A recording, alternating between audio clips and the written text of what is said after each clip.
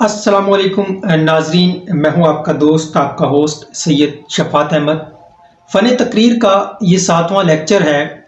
आज हम गुफ्तगू करेंगे कि तकरीर में कौन सी गलतियां नहीं करनी चाहिए, उनका ख़ास ख्याल रखना चाहिए। नंबर 1, जो अक्सर लोग ये गलती करते हैं कि उन्वान से हट कर बात करने लग जाते हैं। जो तकरीर का उन्वान होता है उससे हटकर जब आप तकरीर करेंगे तो उस तकरीर का मकसद वो नहीं रहेगा जो उसका मकसद था। और जो जजिस साहिबान होते हैं, जो सामीन होते हैं, वो इस चीज़ को नोट करते हैं, तो इससे बैड इंप्रेशन पड़ता है।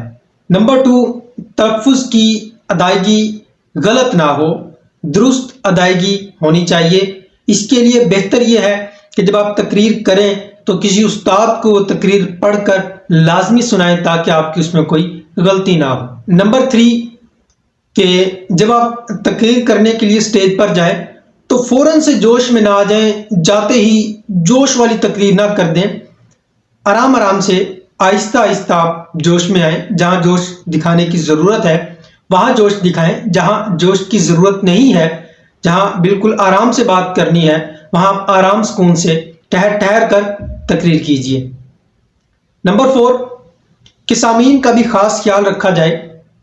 तकरीर के दौरान कोई ऐसा लतीफ़ा, कोई ऐसा जुमला सामीन में से बैठे किसी शख्स पर ना किया जाए जिससे वो गुस्सा हो जाए और फ़ौरन आपको उसका रिस्पांस दे और आपकी तकरीर को वो रोके और आपकी इंसल्ट करे। कोई ऐसा जुमला भी सामीन के लिए नहीं होना चाहिए कि जिससे वो तैश में आ जाए, गुस्से में आ जाए। और अगर आप कोई शेर सुनाते हैं, लोग उस पर वाह वाह करते हैं, बार बार वही शेर नहीं सुनाना। मैक्सिमम 2 टाइम, 2 दफ़ा वो शेर सुना सकते हैं, इससे ज़्यादा बार शेर ना सुनाएं। जो मुनसिफीन हैं, जजिस साहिबान हैं, उनको आप थोड़ा फोकस लाजमी करेंगे। जो बात आपने समझानी है उन पर तवज्जो लाजमी देंगे। ये ना हो कि आप उनको तवज्जो ना दें और सामीन को ही तवज्जो दें। आपने जो जजिस साहिबान होते हैं उन पर थोड़ी सी ज़्यादा तवज्जो देनी है। अगली बात कि वक्त का लिहाज रखना है। ऐसी गलती नहीं करनी कि वक्त से तजावुज़ कर जाएं या बिल्कुल छोटी तकरीर हो जाए।